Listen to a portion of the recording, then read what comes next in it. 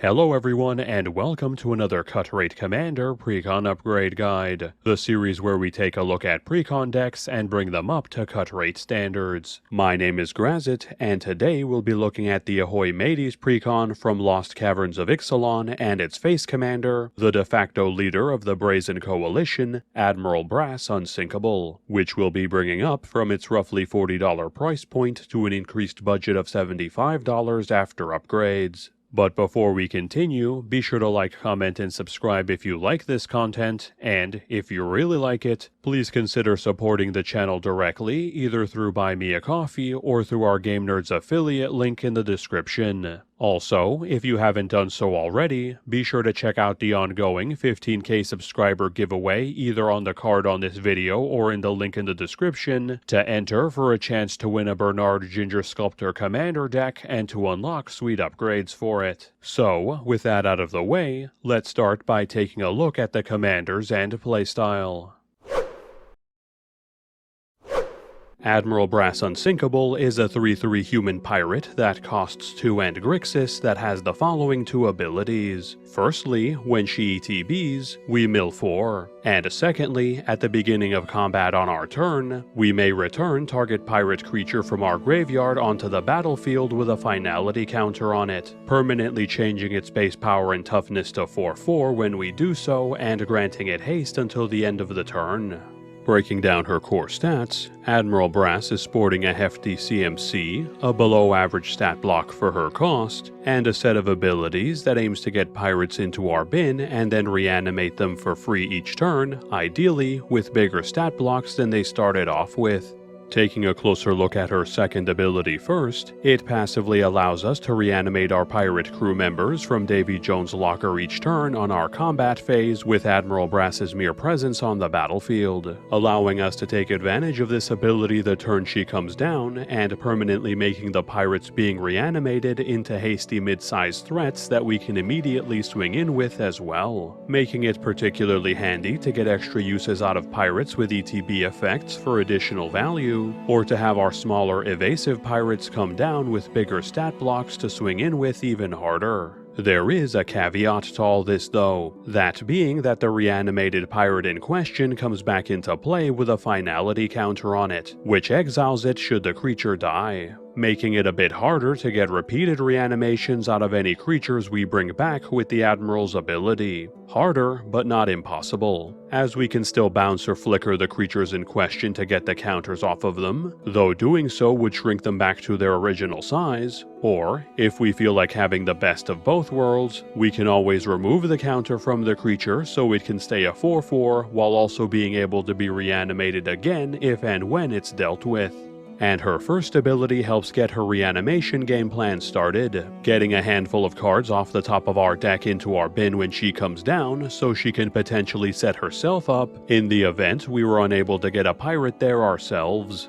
So, as we can see based on her abilities, Admiral Brass Unsinkable is a tribal reanimator commander with a twist, not focusing on cheating gigantic threats into play to take over the game with, but instead aiming to reanimate smaller creatures and turning them into bigger threats while doing so. And the core build has a lot of tools out of the box to enable this game plan, ranging from a variety of cheap pirates with powerful keywords that can take advantage of their increased bulk when we reanimate them to crack in for more damage, pirates with ETB effects for us to get extra uses out of them from the bin, a decent number of ways for us to empower our hardcast and reanimated pirates even further, and a solid selection of ways for us to get our pirates into the bin to be reanimated in the first place without having to rely solely on our opponents destroying them first.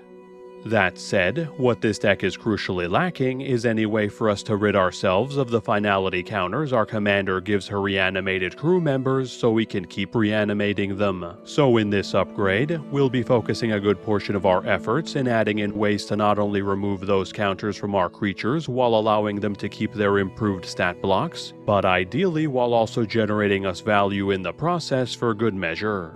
Then from there, we'll be refining the base build selection of pirates with some new crew members that can empower our pirate crews further, either with raw stat boosts or via the tribal effects they bring to the table, adding in a few more ways to generate value from our pirates and to get them into our bin to be reanimated more consistently, and then using the remainder of our budget to overhaul our land base now that various duels have become much more affordable thanks to reprints to help speed it up, leaving us with an aggressive, hard-hitting pirate crew worthy of the mightiest pirate to ever sail the seas of Ixhalan.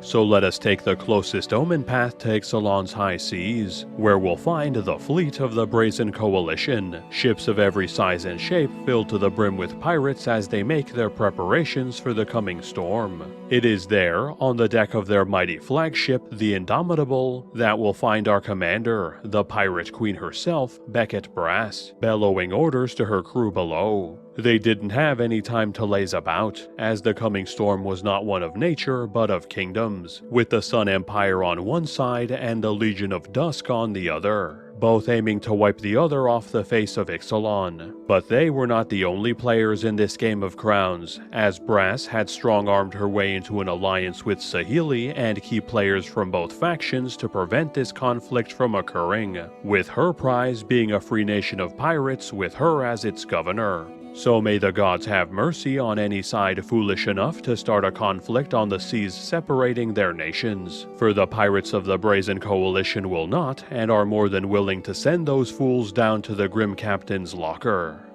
So, now that we know a bit more about the commander and playstyle, let's jump straight into the upgrades.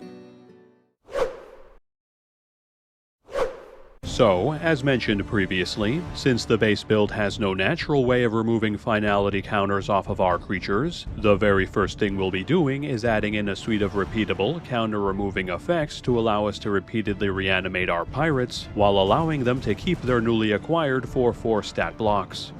As such, we'll start off by cutting as your fleet admiral, whose ETB monarch is good in theory, but in practice unnecessary thanks to the final build's other sources of card advantage, in favor of Hex Parasite, who serves as a dirt cheap creature that can repeatedly shed our pirates' finality counters for 1 mana a pop if we're willing to pay 2 life, or 1 and a black instead if we're not, on top of also being a nice silver bullet that's capable of taking care of our opponent's counters as well, swapping out Daring Saboteur, whose activated evasion costs a bit too much to make its on-damage loot effect worth it, to swap in Soul Diviner, who, at no mana cost, lets us convert our finality counters into card advantage at flash speed, and replacing Blood Money, which is a serviceable board wipe but a bit too mana intensive for a build not fully spec'd to take advantage of the treasures it creates, with Hexavus, which is admittedly still expensive, but does allow us to repeatedly remove counters at 1 mana a pop to load its evasive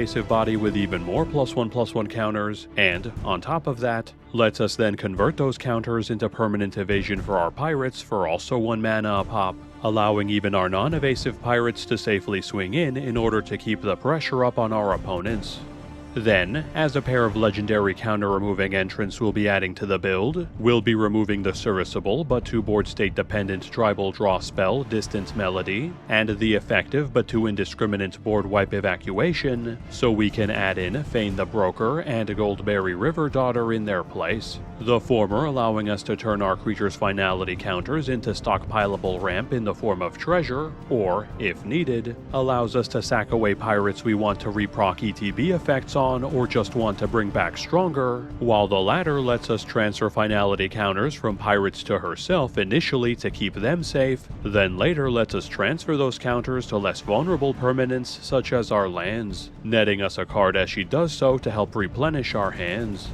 And then, as our last wave of counter-removing additions, we'll be smelting down the serviceable but generic Mana Rock Commander Sphere to add in Power Conduit, which allows us to turn our finality counters into +1/+1 counters to boost our reanimated pirate stat blocks even further, and terraforming the self-milling Nephalia Drownyard into the counter-moving Nesting Grounds, which can hilariously transfer our finality counters onto our opponent's creatures, making it not only a good way to save our creatures from exile from the relative safety of our land slot, but also making it a good silver bullet to combat against graveyard-focused builds. Now, with all our new counter-removing additions covered, we'll be moving on to supplementing our build's ability to load up our bin with pirates to be reanimated with our commander, which the base build already has a decent amount of access to via repeatable in-tribe explore effects like Francisco Foul Marauder and Stormfleet Negotiator to help us make our land drops or grow our creatures while we fill up our bin, as well as more traditional loot effects in the vein of Faithless Looting and Prismari Command, but we'll be refining in order to have a bit more control over what hits the bin for our commander to reanimate.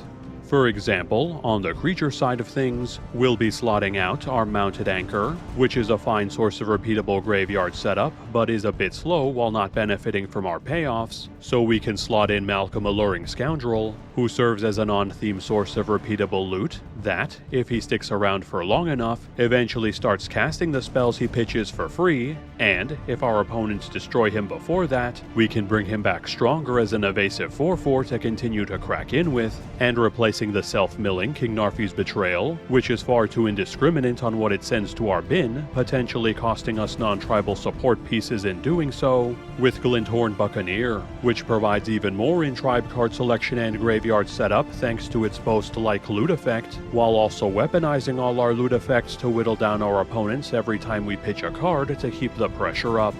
Then, on the non-creature side of things, we'll be cutting the symmetrical wheel Windfall and the slow self-milling land Port of Carfell to make room for Big Score and Unexpected Windfall, both of which allow us to set up our bin in a much more controlled fashion than their predecessors at instant speed, and, on top of that, provide us with some treasures to stockpile and or cast more spells with as a bonus.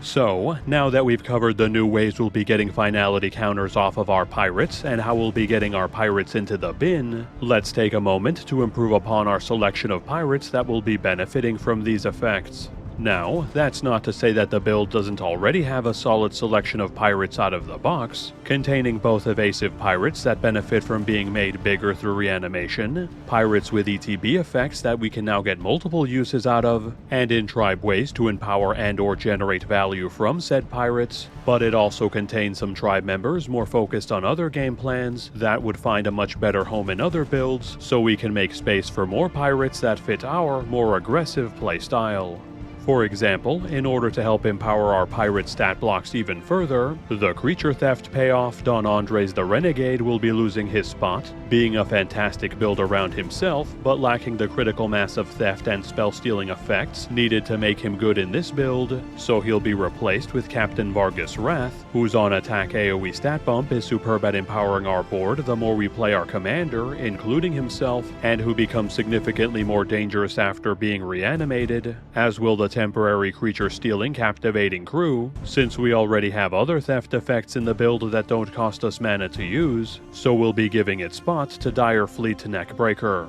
whose simple and straightforward boost to our pirate's power is fantastic at allowing our reanimated pirates to tear through our opponent's life totals at an even faster rate. Then, to add in some more ETB-centric pirates to the build now that we can more easily repeatedly reanimate them, we'll be cutting the token-creating Fathom Fleet Captain, which is admittedly a decent pirate payoff, but our mana would be better served here being spent on casting more payoffs or sending our pirates to the bin rather than making 2/2 tokens, to make room for Forerunner of the Coalition, who boosts the consistency of the build tremendously as a tribal tutor that can bring any pirate we need to the top of our deck for us to either draw or send to the grave to reanimate, and the far too self-harming Dire Fleet Ravager being axed, so we can give it spot to Kitesail Larcenist, whose ability to turn each of our opponent's biggest creature or artifact threats into paperweights via transforming them into vanilla treasures is fantastic to deal with multiple problematic threats at the table simultaneously. And lastly, as one final piece of in-tribe tribal support, we'll be subbing out the old legendary treasure-creating pirate, Captain Lannery Storm, for the new treasure-creating legendary pirate, Breach's Eager Pillager, whose treasure generation is easier to proc than his predecessors, since any of our evasive pirates can trigger it as they swing in, and he provides even more upside in the form of impulse draw and block prevention as more of our pirates swing in for even more value. Now, with all our newly added pirates covered, we'll be making a singular change to our pirate support lineup, of which this build has an impressive number of members already to help empower and derive value from our pirates, to help us get just a bit more value out of them. In which we'll be cutting Pitiless Plunderer, which, don't get me wrong, is a fantastic reprint and undeniably a powerful card, but in this build is delegated to a targeted removal or board wipe deterrent, since we lack the Aristocrats framework needed to make its on-death treasure generation really shine, freeing up its spot so we can give it to Kindred Discovery, which is now much more affordable thanks to its recent Wilds of Eldraine reprint and fits perfectly alongside the build's already included sources of on-attack draw to not only replenish our hands as we attack or summon our pirates, but to also overdraw us to allow us to pitch more pirates into the bin for our commander to reanimate. And then, with the primary changes to our game plan complete and coming under budget, we'll be using the remainder of our budget to give our land base a glow up, terraforming the 3 thriving lands and the 2 slow fetches included in the base build into the slow lands Storm-Carved Coast, Shipwreck Marsh, and Haunted Ridge, and the checklands Dragon Skull Summit and Drowned Catacomb, all of which are currently much more affordable thanks to their reprints in the Doctor Who set, and help us speed up our mana base considerably to better fit with our aggressive, attack-focused game plan. So, now that we've covered all 22 cards that we've upgraded from the core build, let's take a look at the breakdown for this Precon upgrade. This deck currently has 39 creatures including our commander, 6 instants, 3 sorceries, 4 enchantments, 12 artifacts, 0 planeswalkers, and 36 lands. Looking at the stats that matter to our game plan, this build contains 34 pirates, 16 of which have keywords that either make them fully evasive or at least difficult to block, and 9 of which have ETB effects, 23 cards that care about pirates, 13 sources of graveyard setup, 3 sources of reanimation, and 7 sources of counter removal, leaving us with a build that's all in on the pirate game plan, with its high volume of pirates that can either take advantage of the power boost our commander gives them or get to reuse their abilities when they're reanimated, a solid selection of ways for us to further empower and derive value from our pirates, enough graveyard setup to reliably enable our commander's reanimation, alongside a handful of extra sources of reanimation to supplement hers if needed, and of course, plenty of ways for us to remove the finality counters on our pirates so they can be reanimated over and over again while letting them keep their increased stat blocks. Then for general deck stats, we have 18 ramp sources, 15 card draw sources, 12 targeted removal sources, and 1 board wipe, with our ramp and draw being higher than normal since a decent amount of our pirates can generate card advantage and treasures as they crack in to help fuel our aggressive playstyle, while our targeted removal and wipes fall within more typical numbers. Looking at our mana curve, we have 6 1-drops, 18 2-drops, 16 3-drops, 15 4-drops, 6 5-drops, 1 6-drop, 1 7-drop, and 1 9-drop, leaving us with a lighter mid-weight curve that aims to dig for and cast ways for us to remove the finality counters on our pirates while setting up our bin via loot effects, and then, once we have our counter removal in play and our reanimation targets in the bin, dropping our commander to set our reanimation game plan into motion. Then from there, it's just a matter of reanimating our hard to block and or ETB effect pirates stronger each turn for free to build up our board while disrupting our opponents, while we cast more and more pirate payoffs to empower and generate value from them even further, until our pirate crew is able to pillage the last of our opponent's life. The final price of this build then comes out to be $74.93 after upgrades. This price does not include tax or shipping and assumes that the price you paid for the Precon was $40. The price of most of the cards was calculated by using the cheapest listed marketplace price on TCG Player at the time of this recording, though for the new cards still on pre-sale, pricing on Cool Stuff Inc. was used instead.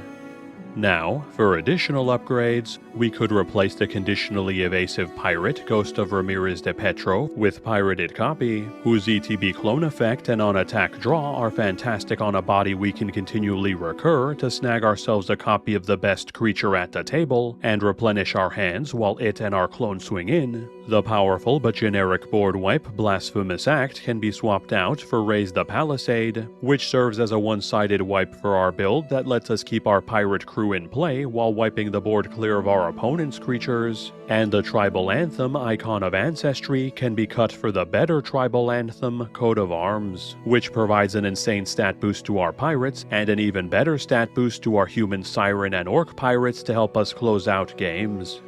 And lastly, if we really want to drain our coffers to hire the best pirates money can buy, we can replace Spectral Sailor with Ragavan Nimble Pilferer, who may cost a small fortune but provides solid treasure creation and pseudo-draw off our opponents if we draw into it early, and greatly benefits from being reanimated as a 4/4 to continue swinging in the late game. Or, if we want to go even bigger, we can swap out the Goblin Pirate Enterprising Scallywag for his much more successful cousin, Dockside Extortionist, who will have us drowning in treasures every time we cast and reanimate it to ensure we never run out of mana to cast our spells, which is more than I can say about the money in our bank account, which will most certainly run dry if we want to add these two to our crew.